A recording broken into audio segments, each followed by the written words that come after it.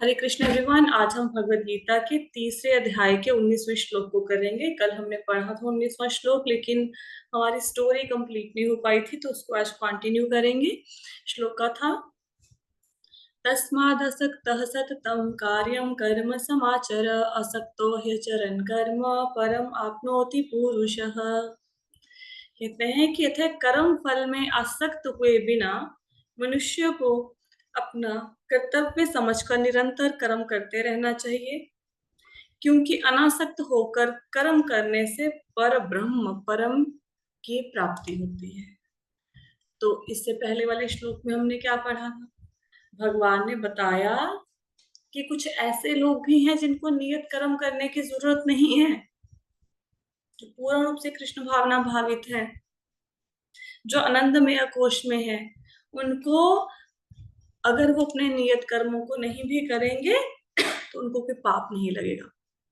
अब यहाँ पे भगवान बता रहे हैं अर्जुन को कि अर्जुन, लेकिन ये मत सोचो कि आप उस कैटेगरी में आते हो, आपको अपने नियत कर्मों को करना है। ऐसा नहीं कि भगवान का पार्षद था अर्जुन उस कैटेगरी में नहीं था, लेकिन अब जन सामान्य को भी तो शिक्षा देनी है ना। हम सोचे हम तो स्वरूप सिद्ध हो गए जी, हम तो आनंदमय कोश में हो गए, अब हमें प्रिस्क्राइब ड्यूटीज को नहीं करना। ऐसा नहीं। तो कहते ड्यूटीज को परफॉर्म करना है, भगवान कहते, लेकिन कैसे करना है? निष्काम कर्म योग, duties with devotion without attachment, with detachment. मतलब ड्यूटी करनी है, भगवान को सेंटर में रख के ड्यूटी करनी है, भगवान के ऊपर फोकस करके, और रिजल्ट से आसक्त नहीं होना, अटैच नहीं होना ड्यूटी से। अगर ऐसे होगे तो आपको परम ब्रह्म की प्राप्ति होगी। तो इसी संदर्भ में हमने कल एक स्टोरी, एक जो सेठ था जिनकी 4 पुत्र वधु थी, बहुएं थी, उसकी एक स्टोरी पढ़ी, जिसमें हमने डिस्कस कर रहे थे कि जैसे 4 पुत्र वधुओं को सेठ ने कुछ ग्रेन्स के दाने दिए, 5 दाने दिए ग्रेन्स के। ऐसे भगवान ने भी हमें 5 रिसोर्सेज दिए हैं। हम इन रिसोर्सेज को कैसे यूज कर रहे हैं, ये हम इस स्टोरी में आज की क्लास में जानेंगे। तो सबसे पहला रिसोर्स क्या दिया था भगवान ने? Body, mind and intellect. कल हमने पढ़ा था internal resources and external resources. तो इंटरनल रिसोर्स भगवान ने आपको क्या दिया है? भगवान कृष्ण ने आपको शरीर दिया है, मन दिया है, बुद्धि दी है। ये हमारे इंटरनल रिसोर्सेज हो गए। और एक्सटर्नल रिसोर्सेज क्या हो गए? घर, गाड़ी, बंगला, मकान, ये सारे एक्सटर्नल रिसोर्सेज हो गए। इसके बाद और भगवान ने हमें क्या दिया है? भगवान ने हमें टैलेंट दिया है, हमें स्किल्स दिए हैं। आपके अंदर भी बहुत कुछ स्किल्स होंगी ना। जैसे कोई व्यक्ति बहुत अच्छा डोनेशन इकट्ठा कर सकता है, उसमें ये स्किल होती हैं। कोई डोनेशन इकट्ठा कर सकता, कोई प्रसादम अच्छा बना सकता है, कोई प्रसादम अच्छा नहीं बना सकता, वो लेक्चर अच्छा दे सकता है। कोई वो नहीं कर सकता, कोई जाप में किसी की बहुत अधिक रुचि है, कोई भगवान के मंदिर की सफाई बहुत अच्छे से कर सकता है। तो बहुत सारे रिसोर्सेज दिए हैं ना भगवान ने, अलग अलग तरह के टैलेंट दिए हैं। हमें उन टैलेंट्स को यूटिलाइज करना चाहिए भगवान की सेवा के लिए। और हमें क्या रिसोर्स दिया है? और फूड ग्रेन क्या है? जो कल सेठ ने 5 फूड ग्रेन्स दिए थे, हमें और क्या रिसोर्स दिया है? हमें दिया है नेटवर्क ऑफ इंडिविजुअल। इसका मतलब क्या है? हमारे आसपास ऐसे बहुत से लोग हैं जो हमारी सहायता कर सकते हैं। जैसे ये भगवत गीता को सुनने की इच्छा किसी एक माता जी के मन में आई। अब उन्होंने अपना छोटा सा एफर्ट किया। She went to different ladies in the temple, devotee से मिली, उन्होंने बोला कि चलो भाई भगवत गीता सुनते हैं। अब the effort was too small that she could be able to collect at, I think 15-20 ladies को उनको इकट्ठा कर पाई, और भगवत गीता का सेशन शुरू हुआ। लेकिन क्योंकि जो मन की इच्छा थी वो पवित्र थी, वो भावना अच्छी थी, तो भगवान ने उनके साथ और बहुत सारे रिसोर्सेज को मिला दिया। और वो जो ग्रुप, जो छोटा सा ग्रुप जो एक डिवोटी से स्टार्ट हुआ था, आज उस ग्रुप में 180 डिवोटीज। हम में से बहुत से यूट्यूब पे सुनते हैं, बहुत से आप लोग लाइव लेक्चर सुनते हो। तो एक भक्त की इच्छा देखो कितना फ्लरिश कर दिया ना, उस छोटी सी इच्छा ने कितनी जगह पे ज्ञान को बांट दिया। तो हमारे पास इंडिविजुअल्स है, हमें दिखाई नहीं देते, हमारे पास बहुत सारे लोग हैं आसपास। अगर हम सब लोग मिलके प्रयत्न करेंगे तो हम लोग कृष्ण भावनामृत को कितना आगे तक लेके जा सकते हैं, कृष्णा कॉन्शियसनेस को। और क्या रिसोर्स दिया है भगवान ने? और रिसोर्सेज है स्पिरिचुअल रिसोर्सेज। जैसे हम लोग चैंटिंग कर सकते हैं, ग्रंथों को पढ़ सकते हैं, भगवान का प्रसाद ग्रहण कर सकते हैं, हम लोग तीर्थ यात्रा कर सकते हैं, भक्तों का संग कर सकते हैं। ये हमें स्पिरिचुअल रिसोर्सेज भी दिए हैं। अब आपने देखा होगा बहुत सारे लोगों को आप बोलते हो माला करो, भगवत गीता की क्लासेस लगाओ, वो नहीं लगाते हैं। लेकिन अगर आप किसी को बोलो ये लो भगवान का प्रसाद, तो मेरे ख्याल से जीवन में आपको एक भी व्यक्ति ऐसा नहीं मिला होगा जिसने बोला हो कि नहीं भाई मैं तो भगवान का प्रसाद नहीं लूंगा। ऐसा तो कोई नहीं ना कहता, सब लोग प्रसाद लेते हैं। तो प्रसाद लेना भी भक्ति का ही पार्ट है। प्रसाद खाने मात्र से जीव शुद्ध हो जाता है। प्रसाद खाते खाते एक दिन चेतना शुद्ध हो जाएगी, भक्ति में भी लग जाएंगे। तो कितने सारे रिसोर्सेज भगवान ने हमें दिए, शरीर, घर, गाड़ी, बंगला, बुद्धि, मन, इंडिविजुअल्स, लोग दिए, और शास्त्र दिए, प्रसाद दिया, तीर्थ स्थान दिए, डिवोटीज का संग दिया, कितना कुछ दिया ना। अब हम लोग इनको कैसे यूज करते हैं, इन रिसोर्सेज को हम कैसे यूटिलाइज करते हैं? देखो, तो कल की जो हमने स्टोरी पढ़ी, उस स्टोरी में कितनी पुत्र वधुएं थी, कितनी बहुएं थी उस सेठ के? 4। 4 थी। तो जो सबसे वाली छोटी बहू थी, उसने क्या किया? जो उसको फूड ग्रेन्स फेंक दी, दिए थे। फेंक दिए थे माता जी। हाँ उसने फेंक दिए थे, ऐसा किया था ना। अब हम अपने लाइफ से इनको रिलेट करते हैं। अब हमारे साथ क्या होता है? अब भगवान ने हमें 5 तरह के रिसोर्सेज दिए ना, ठीक है। अब हम लोग क्या करेंगे? हम लोग क्या करते हैं? इनमें से बहुत से लोग ऐसे होते हैं जो इन रिसोर्सेज को अच्छे से यूटिलाइज नहीं कर पाते। फोर्थ कैटेगरी के लोग, जिस बहू ने उन दानों को फेंक दिया था, वो क्या करते हैं? वो लोग होते हैं जो तमोगुनी होते हैं, मोड ऑफ इग्नोरेंस में होते हैं। तो मोड ऑफ इग्नोरेंस वाले लोग क्या करते हैं? उनको पता ही नहीं इन रिसोर्सेस का करना क्या है।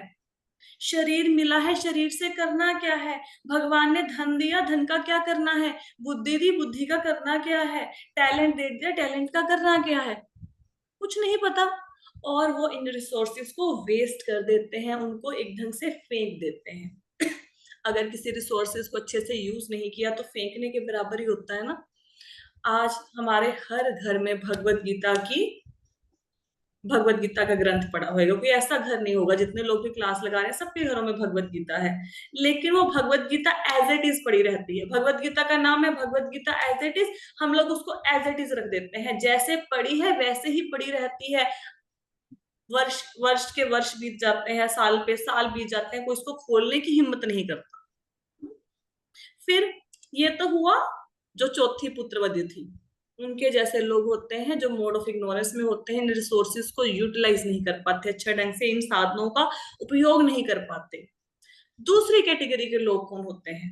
दूसरी बहू ने क्या किया था? रिसोर्सेज को, दानों को क्या किया था? खा गई खा थी। लिया, खा लिया था। अब ये वाले लोग कौन से होते हैं? ये वो लोग होते हैं जो उन रिसोर्सेज का उपयोग तो करते हैं जो भगवान ने दिए, एक्सटर्नल इंटरनल सब रिसोर्सेज का, लेकिन भगवान की संतुष्टि के लिए नहीं, अपनी संतुष्टि के लिए, अपने सेंस ग्रेटिफिकेशन के लिए उन रिसोर्सेज को यूज करते हैं। जैसे किसी इंसान को भगवान ने बहुत सा धन दिया, अब वो धन से क्या करेगा? गाड़ी लेगा, बंगला लेगा, अच्छी ड्रेसेस खरीदेगा, ठीक है। लेकिन भगवान के दान के नाम पे एक सिंगल रुपया भी नहीं देंगे। तो क्या हुआ? रिसोर्सेज को अपने ऊपर वेस्ट करना हुआ ना। अपने ऊपर लगाया तो वेस्ट ही है ना, क्योंकि मर जाएंगे तो घर, गाड़ी, बंगला तो यहीं पे पड़ा रह जाएगा। किसी को भगवान ने बहुत अच्छी स्मरण शक्ति दी, बुद्धि दे दी बहुत, लेकिन अगर वो भगवान के नाम का प्रचार ही नहीं कर रहा, और उस बुद्धि को लगा के उसने सपोज आईएएस पीसीएस की परीक्षा क्लियर भी कर ली, एमबीए सीए भी बन गया, तो वो तो सेंस ग्रेटिफिकेशन हो गई ना। अब मर जाएंगे तो आईएएस पीसीएस सीए की सारी डिग्रियां यहीं पे यहीं पड़ी रह जाएंगी, अगले जन्म में फिर नर्सरी क्लास से स्टार्ट हो जाओ, वो भी तब स्टार्ट होंगे अगर मनुष्य का जन्म मिलेगा। कुत्ते बिल्ली का बना फिर थोड़ा ना नर्सरी क्लास में जाओगे ना। तो सेकंड बहू कौन है? जो लोग मोड ऑफ पैशन में है, थर्ड कैटेगरी के लोग। अब तीसरी बहू थी, उसने क्या किया था? संभाल संभाल लिए के थे रखा उसे। था। संभाल लिया। संभाल लिए थे। एग्जैक्टली तो ये लोग होते हैं मोड ऑफ गुडनेस के लोग। अब ये मोड ऑफ गुडनेस सतोगुनी लोग जो होते हैं, ये जैसे बहू ने दानों को संभाल लिया उसी प्रकार से करते तो है रिसोर्सेस को यूज, लेकिन उसकी फुल कैपेसिटी में नहीं करते हैं, बस संभाल देते हैं। उतना ही यूज करेंगे जितना रिक्वायर्ड है, बाकी पड़ा है तो पड़ा रहने दो, है ना। अब कितने लोगों के, अच्छा बड़ी हंसी वाली बात है, मेरे को कुछ दिन पहले किसी ने बताया, पता नहीं वो शायद सेशन भी सुन रहे हो या बाद में यूट्यूब पे सुनेंगे, मैं नाम नहीं ले रही हूँ। उन्होंने मुझे बोला कि भगवत गीता के कैंटो में से एक बुक चाहिए, मतलब फोर्थ कैंटो उन्होंने मांगा, फोर्थ स्कंद। तो मैंने बोला मैं दे नहीं सकती क्योंकि मुझे रेफरेंस लेना होता है अपनी क्लास के लिए, मुझे शास्त्रों से ना रेफरेंस लेने पड़ते हैं, तो इसलिए मैं आपको दे नहीं सकती, मुझे रेफरेंस के लिए वो बुक चाहिए, मतलब ग्रंथ चाहिए वो। तो उन्होंने, मैंने कहा आप खरीद क्यों नहीं लेते, कि आप बहुत वेल टू डू फैमिली को बिलोंग करते हो, आपको कोई पैसे की कमी नहीं है, भागवतम खरीद क्यों नहीं लेते? तो कहते बोझ पड़ जाएगा इतने बड़े ग्रंथ को घर में रख के। अरे मेरे को ऐसा, और मतलब कितने सालों से वो कृष्णा कॉन्शियसनेस को प्रैक्टिस कर रहे हैं, आप सोच भी नहीं सकते।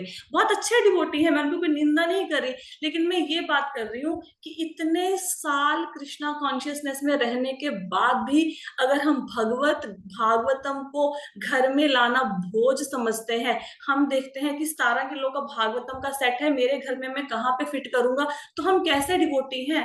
अरे भागवतम को घर में रखोगे, घर में पवित्रता आ जाएगी। और यही लोग, अगर हम लोगों को कोई बोल दे कि ये तुम्हारे लिए लहंगा खरीद लिया है, शादी में कितने सारे हमें कपड़े मिलते हैं, लहंगा साड़ियां ये सब कुछ, और वो पहनते नहीं है। आप सब माताओं की शादी हुई है, जो शादी में आपको कपड़े मिले कितनी देर पहने? मैं कहती हूँ 1 साल भी नहीं कोई पहनता होगा। और मजे की बात यह है वो किसी को देने का मन भी नहीं करता। क्यों? क्योंकि भी उनके साथ यादें जुड़ी हैं, शादी की सगाई की यादें जुड़ी हैं, तो उनके लिए पूरी की पूरी अलमारी हम बना देते हैं। घर में नया मेहमान आए उसके लिए पूरा का पूरा कमरा खोल देते हैं, घर में नई बहू आए हम उसके लिए कमरा बनवा देते हैं। लेकिन भगवत गीता को रखने के लिए, जिसको रखने के लिए अप्रोक्सीमेटली जस्ट आपको एक टेबल से भी कम की जगह की जरूरत है, एक चेयर जितनी जगह पे सारी भागवतम आ जाती है, we are taking it as a burden. अरे बहुत बहुत गलत बात, ऐसा नहीं सोचना चाहिए। एटलीस्ट ग्रंथों के विषय में ऐसा मत सोचो। और खरीदिए, अगर आपके कैपेसिटी है खरीदिए। देखिए अगर आपके घर में गाड़ी खड़ी है ना, तो अगर आपको नहीं भी चलानी आती, कभी मन हुआ गाड़ी चलाना सीखना है, तो एटलीस्ट घर पे आके प्रैक्टिस तो कर पाओगे ना, क्योंकि आपके घर पे गाड़ी खड़ी है। एक्टिवा सीखने का मन है, स्कूटर सीखने का, अगर घर में स्कूटर खड़ा है तो कभी ना कभी सीख भी लेंगे, मन में आ जाएगा कि सीख लिया, चलो चला के देख ले। अगर घर में है ही नहीं तो चलाओगे क्या? अगर भगवत गीता घर में पढ़ी है, आप यहाँ से रोज हम कितने श्लोक करते हैं? 2 करते हैं, 3 करते हैं, 2 मतलब कहती 10 मिनट ही लगते 2 पेजों को पढ़ने में। घर में पढ़ी होगी तो पढ़ भी लेंगे, लेकिन अगर घर में भगवत गीता है ही नहीं तो पढ़ेंगे क्या? हम्म। तो मोड ऑफ गुडनेस में है, लेकिन जो भगवान ने रिसोर्सेज दिए उनको फुल कैपेसिटी में यूटिलाइज नहीं कर रहे। अब चौथी कैटेगरी के लोग, चौथी बहू ने क्या किया था? वो दिए थे, दाने वो उगाए दिए थे। थे। और उससे मल्टीफोल्ड रिजल्ट मिल गए, कितना दाने, मतलब पूरे खेत बन गए उसके, और 5 दानों को ट्रकों में लेके आना पड़ा। तो जो चौथी कैटेगरी के लोग होते हैं वो होते हैं शुद्ध सत्व में। वो उनके पास जो भी साधन है, जो भी साधन है, उन सारे साधनों को वो भगवान की भक्ति में लगा देते हैं, और इतना अच्छे ढंग से उन रिसोर्सेज को यूटिलाइज करते हैं कि वो इतना एक्सपैंड कर देते हैं उन रिसोर्सेज को, कि जो एक घड़े से शुरू हुआ था कार्य, वो एक समुद्र के रूप में बन जाता है। क्या आप किसी ऐसे शुद्ध सत्व में स्थित भक्त की एग्जाम्पल दे सकते हैं? किसी की भी, भक्त की, संत की? परीक्षित महाराज ने भी दे दिया था। इसने कुछ बताया, माता जी ने सुनाई नहीं दी। ठीक है, परीक्षित महाराज ने दे दिया था। अरे अभी के जमाने की बात करो ना, कलयुग की।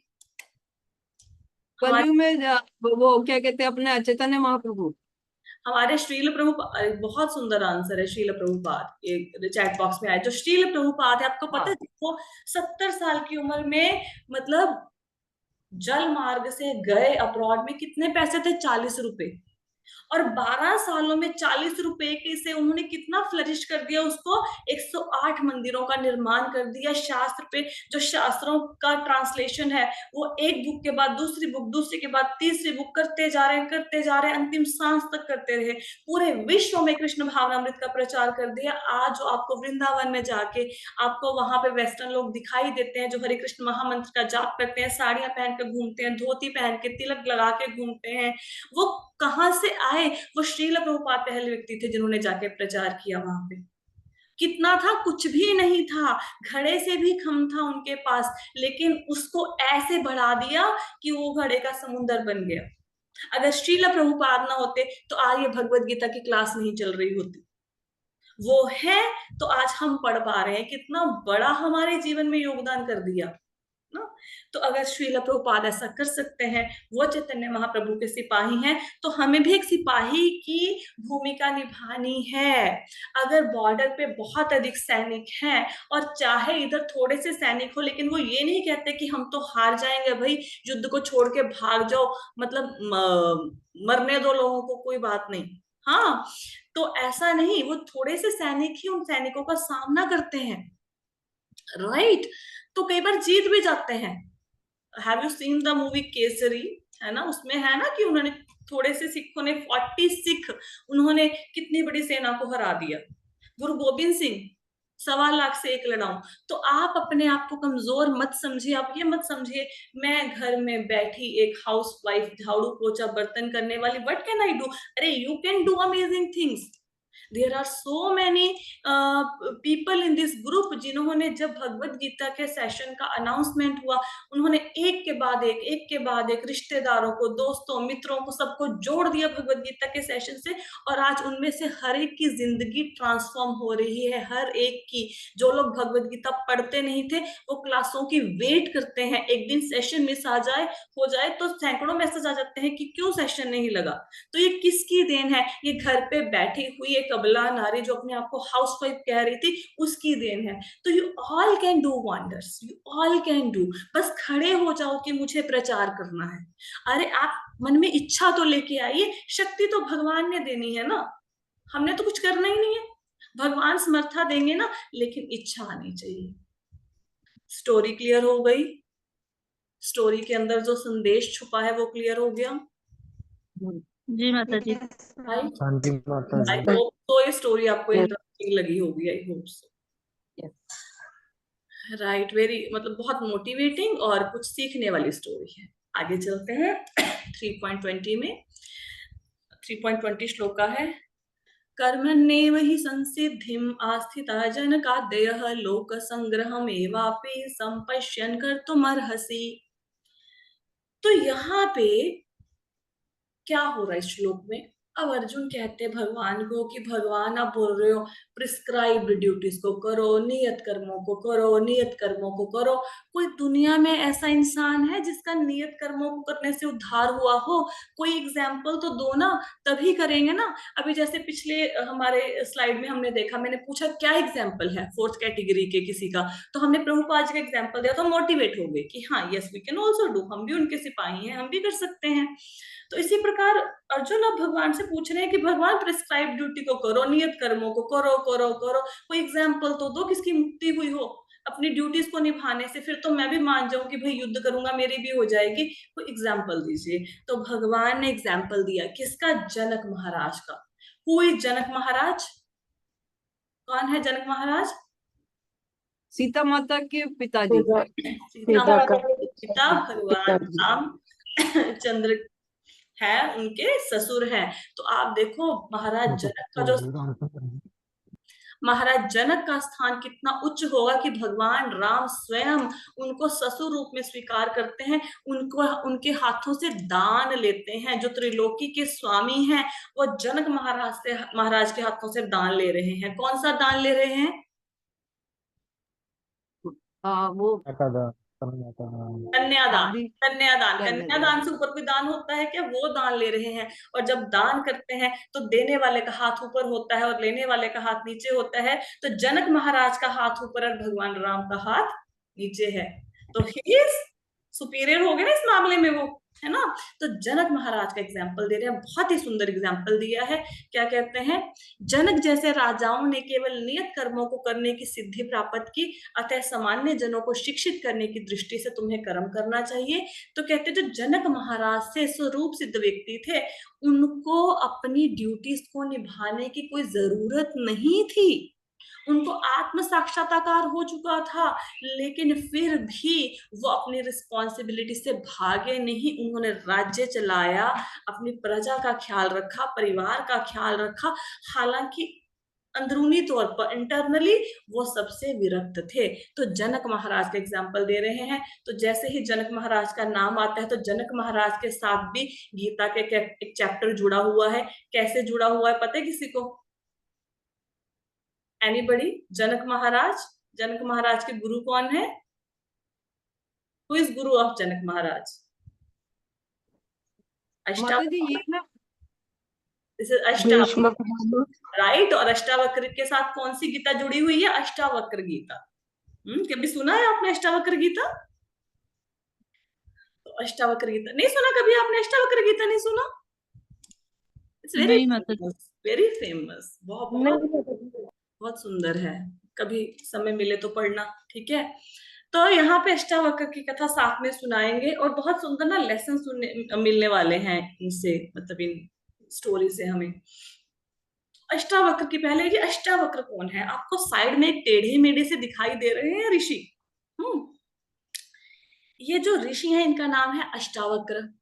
अब कोई सोचेगा, हालांकि स्टोरी तो मैं आपको 2 मिनट में भी सुना के खत्म कर सकती हूँ, लेकिन मैं चाहती हूँ आप जाने इनके बारे में थोड़ा सा। तो अष्टावक्र ऋषि कौन है? इनके पिता का नाम था कहोड़। क्या नाम था? कहोड़। और इनकी माता का नाम था सुजाता। तो ऋषि कहोड़ और सुजाता का विवाह हुआ। तो अष्टावक्र जो कहोड़ ऋषि थे, वो उनके जो गुरु थे, उन्होंने अपनी बेटी की शादी कहोड़ ऋषि से करी थी। वो वेदों को जानने वाले थे, ब्राह्मण थे, बहुत विद्वान थे। तो उन्होंने उनसे कहोड़ ने सारे शास्त्रों को सीखा, और जो कहोड़ है उनको भी शास्त्रों का ज्ञान हो गया। तो जब सुजाता गर्भवती थी, मतलब अष्टावक्र की माता, तो कहोड़ ऋषि ने उनको सारे ग्रंथ सुनाने शुरू किए, ताकि बालक को गर्भ में ही सारा ज्ञान हो जाए। तो बालक को गर्भ में, जैसे मैं स्पेशली बोलती हूँ कि इफ एनीबडी इज प्रेग्नेंट, उनको कोशिश करनी चाहिए जाप करें, भगवत गीता भागवतम का अध्ययन करें, मंदिर जाएं, भगवान के दर्शन करें, क्योंकि शिशु में संस्कार गर्भ के समय से शुरू हो जाते हैं आना। तो उस बालक ने जब ग्रंथों को सुना, शास्त्रों को सुना, तो उसको ज्ञान होना शुरू हो गया, और गर्भ में ही वो बालक अपने पिता से भी ज्ञान में आगे बढ़ गया, गर्भ में। तो एक बार कहोड़ ऋषि सुजाता को कोई प्रसंग सुना रहे थे, कोई शास्त्र की बात सुना रहे थे। तो जो गर्भ में बालक है, उन्होंने शास्त्र सुनाते सुनाते गलती कर दी। तो गर्भ के अंदर से बालक है, गर्भ से आवाज आई कि पिताजी आप गलत बोल रहे हैं। गर्भ के अंदर से उस बच्चे ने बोल के बताया। तो जब कहोड़ ऋषि ने ये सुना, उनको बहुत गुस्सा आ गया कि ये जो बालक, मैं इतना बड़ा विद्वान ब्राह्मण, जो मेरी इतना वो कर रहा है, मतलब इंसल्ट कर रहा है गर्भ के अंदर से, गर्भ से बाहर आएगा पता नहीं क्या करेगा ये। तो उसको श्राप दे दिया कि आप 8 स्थानों से टेढ़े हो जाओ, वैसे पैदा हो, आपके 8 अंग डिफॉर्म हो जाए। तो अब अष्टावक्र का जन्म हुआ। अष्टावक्र का जन्म हुआ तो 8 स्थानों से टेढ़े थे और कुरूप थे। ऑब्वियसली कोई बंदा अगर 8 स्थानों से टेढ़ा है तो वो कुरूप होगा। तो एक बार क्या हुआ, जो इनकी सुजाता पत्नी थी कहोड़ ऋषि की, उन्होंने बोला कि अब महाराज जनक इतने बड़े विद्वान, वो है राजा है, उनके दरबार में जाइए, कुछ आप वहां से दान दक्षिणा लेके आइए। तो कहोड़ ऋषि वहां पे गए तो एक यज्ञ हो रहा था, जहां पे शास्त्रार्थ हो रहा था। शास्त्रार्थ समझते हैं? डिबेट। प्राचीन काल में क्या होता था, जब जैसे 2 विद्वान हैं, वो एक दूसरे को ललकारते थे डिबेट के लिए कि चलो शास्त्रार्थ करते हैं, मतलब बहस करते हैं एक ढंग से। तो जीत जाता था जो, वो हारने वाले को कुछ ना कुछ देना पड़ता था उसे। जैसे या तो वो हारने वाले को बोलता था कि तुम जल समाधि ले लो, तुम मतलब वो आत्महत्या कर लो, या कहते थे कि तुम्हें पूरे जीवन भर ये टैक्स देना पड़ेगा। तो ऐसे कुछ ना कुछ शर्त भी रख देते थे। तो जब कहोड़ ऋषि पहुंचे तो वहां पे शास्त्रार्थ हो रहा था, और महाराज जनक ने वहां पे गायों को खड़ा किया हुआ था, उनके सींगों पे स्वर्ण मड़ा हुआ था, गले में उनके हीरे जवाहरात थे कि जो शास्त्रार्थ में जीतेगा उनको ये गायें दे देंगे। तो वहां पे जो अष्टावक्र के पिता थे कहोड़, वो एक ब्राह्मण से हार गए। ब्राह्मण से वो शास्त्रार्थ में हार गए। जब उस ब्राह्मण से शास्त्रार्थ में हार गए तो उनको जल समाधि लेनी पड़ गई, क्योंकि ब्राह्मण की शर्त ये थी कि जो भी जल समाधि मतलब जल में डूबना पड़ गया जीते जी। ब्राह्मण की शर्त ये थी कि जो भी शास्त्रार्थ में हारेगा उसको जल समाधि लेनी पड़ेगी। तो जब अष्टावक्र का जन्म हुआ, जब वो 12 साल के हुए, तो उनको पता लगा कि उनके पिता की मृत्यु का कारण ये था कि वो ब्राह्मण से हार गए थे शास्त्रार्थ में। तो अष्टावक्र ने सोचा कि अब मैं जाऊंगा और मैं ब्राह्मण को हरा के आऊंगा उसको। तो वो चले गए वहां पे शास्त्रार्थ करने महाराज जनक के दरबार में। जब वो गए तो उन किसी ने कोई प्रश्न पूछा? नहीं, ठीक है। तो जब वो जनक महाराज के दरबार में गए, all that's a very beautiful story, बहुत टाइम लग जाएगा, इतनी लंबी स्टोरी सुनाएंगे। तो महाराज जनक के दरबार में गए तो सब लोग उनके ऊपर हंसने लग गए। क्यों? क्योंकि उनका शरीर ही ऐसा था, टेढ़ा मेढ़ा व्यक्ति आया। तो जब वो हंस रहे थे, अष्टावक्र ने और भी ऊंचे से हंसना शुरू कर दिया, और जोर जोर से हंसना शुरू कर दिया। तो महाराज जनक ने पूछा कि महाराज, हमें ये तो समझ आ रहा है कि ये क्यों हंस रहे हैं, ये सारे सभासद जो बैठे हैं मेरी सभा में, ये लोग क्यों हंस रहे हैं, लेकिन आप क्यों हंस रहे हो?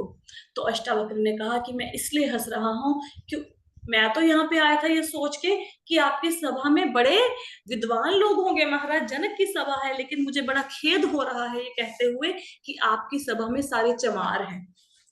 तो महाराज जनक को बड़ा आश्चर्य हुआ, सभासदों को भी, कि ये क्या कह दिया, हम चमार कैसे हो गए? तो अष्टावक्र ने बोला कि देखो, ये लोग मेरी पहचान मेरी चमड़ी से कर रहे हैं, मेरी बुद्धि से, मेरी चेतना से मेरी पहचान नहीं कर रहे। और चमड़ी को पहचानने का काम किसका होता है? चमार का होता है। तो सब लोग चमार होते हैं, चमार के समान है। तो सबको पता लगे कि भाई, और 12 वर्ष उनकी एज थी। और फिर जिस ब्राह्मण को उन्होंने हराया था, उनके और इस देवी के बीच में शास्त्रार्थ शुरू हुआ। और अष्टावक्र जो सिर्फ 12 साल के थे, उन्होंने शास्त्रार्थ में उनको हरा दिया। और वो वरुण के बेटे थे, जो जिन ब्राह्मण को हराया। तो कहते अब तुम जल समाधि लो, मेरे पिता ने ली थी। तो कहता है कि मैं वरुण का बेटा हूँ, जो भी मेरे से शास्त्रार्थ में हारता है मैं उसको अपने पिता को भेंट कर देता हूँ, वरुण देव को। मैं सारे ब्राह्मणों को वापस ला देता हूँ, बीच में आपका पिता भी आ जाएगा। तो कहते हैं मुझे मंजूर है। फिर सारे ब्राह्मणों को वरुण देव के पास से वापस लेके आए, और उनके पिता को होड़ भी आ गए। तो राजा जनक ने इनसे एक प्रश्न किया कि भौतिक कामनाओं से कैसे पीछा छुड़ाया जा सकता है? तो जो अष्टावक्र थे, उन्होंने क्या किया, ये फटाफट से सभा से भाग गए। और इनको देख के सब लोग भी इनके पीछे पीछे भागे कि क्या हो गया, ये विद्वान मुनि कहाँ गए। और भागकर ये ना वो आंगन में चले गए महलों के, और वहां पे एक वृक्ष को आलिंगन कर लिया, उसको गले से लगा लिया, और वृक्ष को कहने लगे, तू मुझे छोड़ दे, तू मुझे छोड़ दे, तू मुझे छोड़ता क्यों नहीं है? सब लोग हंसने लगे फिर से कि ये क्या कर रहे हैं, ये वृक्ष को कह रहे हैं मुझे छोड़ता क्यों नहीं है, लेकिन इन्होंने तो वृक्ष को पकड़ा हुआ है। लेकिन महाराज जनक को समझ आ गई। वो क्या बताना चाहते थे कि भौतिक इच्छाओं से पीछा छुड़ाना कितना आसान है। हमने इच्छाओं को पकड़ा हुआ है, इच्छाओं ने हमें नहीं पकड़ा हुआ। हमने वृक्ष को छोड़ना है, वृक्ष ने हमको नहीं छोड़ना। हम वृक्ष को पकड़ ले जोर से और बोले वृक्ष हमें छोड़, हमें छोड़, वृक्ष क्या छोड़ेगा? पकड़ा तो आपने हुआ है। तो हमने कामनाओं का त्याग करना है। तो इनके ज्ञान को देखकर जो राजा जनक है, उन्होंने अष्टावक्र मुनि को अपना गुरु बना लिया। इनकी और भी बहुत सारी कथाएं हैं। आपने कभी कोई शास्त्रार्थ पढ़ा है, कोई डिबेट पढ़ी है किसी ने? एनीबडी? मत पढ़ी नहीं है लेकिन सुनी है। पता है, शास्त्रार्थ इतना सुंदर होता है, इतना सुंदर। अगर कभी आप शास्त्रार्थ सुनेंगे ना, जैसे मेरा फेवरेट शास्त्रार्थ है एक तो जो अष्टावक्र और उस ब्राह्मण के बीच में, वो अब नाम ध्यान में नहीं आ रहा। दूसरा शास्त्रार्थ मेरा फेवरेट है जमुनाचार्य जी का। ये मेरे दो फेवरेट हैं।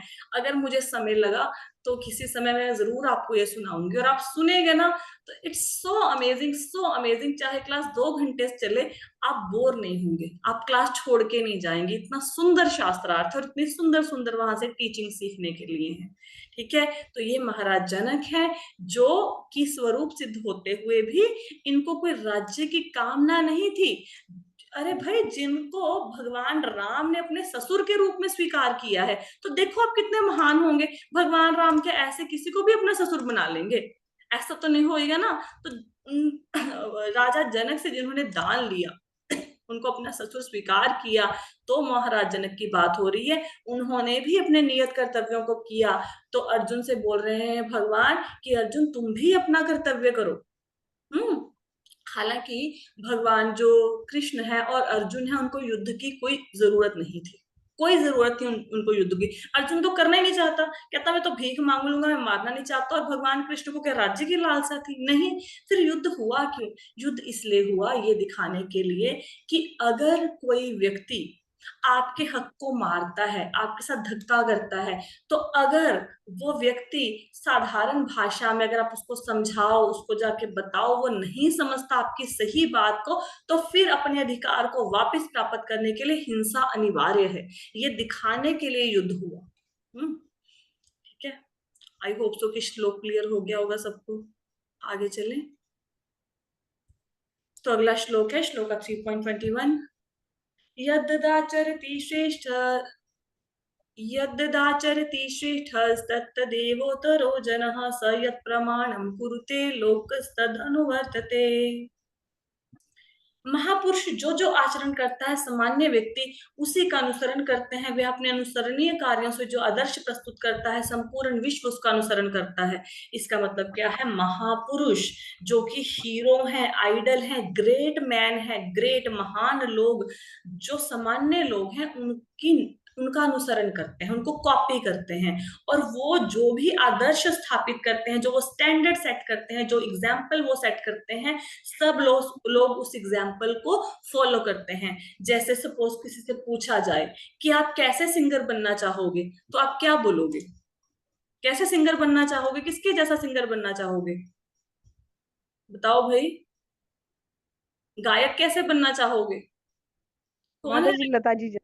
लता जी जैसे। आपको क्रिकेटर बनना है, आप कैसा क्रिकेटर बनना चाहोगे? सचिन, सचिन जैसे, है ना? तो सचिन। ये, हाँ, तो क्या है कि ये आपने आदर्श स्थापित कर लिया कि वो मेरा हीरो है, मुझे ऐसे बनना है। अब कल को सचिन या लता मंगेशकर कोई उनके आचरण में कोई खोट आ जाए, तो कितना बड़ा अपराध हो गया ना, कि लोग, इतने लोग जिसको फॉलो कर रहे हैं, उन्होंने कुछ गलत किया, तो बाकी लोग उनसे क्या सीखेंगे? अब जैसे बहुत सारे, अगर हमारे बच्चों को पूछो ना आपके रोल मॉडल कौन है, आपका हीरो कौन है, तो शायद वो फिल्मी कलाकारों का नाम लेंगे कि ये फिल्मी कलाकार हमारे रोल मॉडल हैं। लेकिन क्या फिल्मी कलाकार रोल मॉडल होने चाहिए? नहीं। क्योंकि जो रोल मॉडल होता है, जो आदर्श होता है, वो नहीं होता जो जिसकी एक्सटर्नल अचीवमेंट किया है, हम वो देखते हैं। हम ये नहीं देख सकते कि तुझे इतने मेडल मिले हैं, तुमने इतनी फिल्में बनाई हैं, तुम इतने सक्सेसफुल हीरो हो, तुम्हारा नेटवर्थ 100 करोड़ रुपए का है। ये तो एक्सटर्नल फैक्टर है। वो इंसान जिसको आप अपना रोल मॉडल मान रहे हो, वो इंटरनली कैसा है, वो आध्यात्मिक तौर पर कैसा है, उसका आचरण कैसा है, वो अपने आचरण से दूसरों को क्या सिखाता है, उसके बेस पे रोल मॉडल सिलेक्ट करना चाहिए। लेकिन ना तो हमें किसी ने ऐसी शिक्षा दी, और ना हम अपने बच्चों को ऐसी शिक्षा दे पाए। तो रोल मॉडल कैसा होना चाहिए? क्योंकि रोल मॉडल ऐसा होना चाहिए कि उनके कार्यों को देखकर आप जीवन में प्रगति करें। तो हमारे रोल मॉडल होने चाहिए रामायण से, महाभारत से। जैसे अगर रामायण की एग्जाम्पल दें, तो कौन हमारे रोल मॉडल हो सकते हैं? रामायण का तो हर कैरेक्टर रोल मॉडल हो सकता है भाई। एक एक कैरेक्टर के ऊपर ना जितना मर्जी गुणगान कर लो उतना ही कम है। हर एक कैरेक्टर से इतनी सीख मतलब मिलती है ना, एक एक कैरेक्टर के ऊपर घंटों महीनों बिताए जा सकते हैं उनकी महिमा गाने में। भरत महाराज, रामचंद्र को वनवास हुआ, उनका कोई योगदान नहीं था इसमें, क्योंकि वो अपने नानी के घर में थे जब उनका वनवास हुआ। कि कई ने 2 वर मांगे, उनकी माता ने, भरत महाराज को कोई कसूर नहीं था। लेकिन जब उनको पता लगा, वो रोए, बहुत परेशान हुए, और सारे अयोध्या वासियों को लेकर भगवान राम के पास गए कि आप चलो, आप राजा बनो। भगवान राम नहीं माने, तो उनकी चरण पादुकाएं लेकर आए, उनको सिंहासन पर बिठाया, सिंहासन पर चरण पादुकाएं रखी और खुद कहाँ रहे। अब इनके रोल से क्या सीखने को मिलता है? भरत महाराज खुद सिंहासन पे नहीं बैठे, खुद राजमहलों में नहीं गए, कहाँ जाके रहे? नंदीग्राम में। कैसा वेश धारण किया? जैसा भगवान राम का था, सन्यास का वेश। क्या खाते थे? जो भगवान राम खाते थे, कंदमूल, फल, ये राजसी भोग नहीं उन्होंने स्वीकार किए। हाँ, कहाँ सोते थे? पलंग पे नहीं सोते थे, नीचे नीचे सोते जमीन थे। पर भी नहीं सोते थे। आपको पता है? क्योंकि वो ये मानते थे कि भगवान राम इस जमीन पे सोते हैं, अगर मैं भी इस जमीन पे सोऊंगा तो मैं उनकी बराबरी करूंगा। उन्होंने जमीन में गड्ढा खोदा, 1 फुट नीचे गड्ढा खोदा, वो नीचे सोते थे। 1 फुट गहरे गड्ढे में सोते थे, ताकि भगवान राम की पोजीशन हमेशा अप रहे, उनकी पोजीशन ऊपर रहे। इसके सिवाय वो पता क्या करते थे? सुबह उठकर वो ब्रह्म मुहूर्त, हम लोग कब जागते हैं? ब्रह्म मुहूर्त में जागते हैं ना, जो डिवोटीज है मोस्टली, है ना, कोई भी ऋषि मुनि होंगे, वो ब्रह्म मुहूर्त से पहले जागते थे और जल्दी जल्दी स्नान करके मुंह ढक के आते थे वापस। क्यों आते थे? ताकि कोई देख ना ले उन्हें। क्योंकि वो अपने आप को अपवित्र मानते थे कि मेरे कारण भगवान राम वन में चले गए, मेरा मुंह कोई देख लेगा तो उसके किस्मत पे पता नहीं, वो अपवित्र हो जाएगा, उसकी किस्मत में कौन सा दुर्भाग्य लिखा जाएगा। अपना मुंह ढकते थे।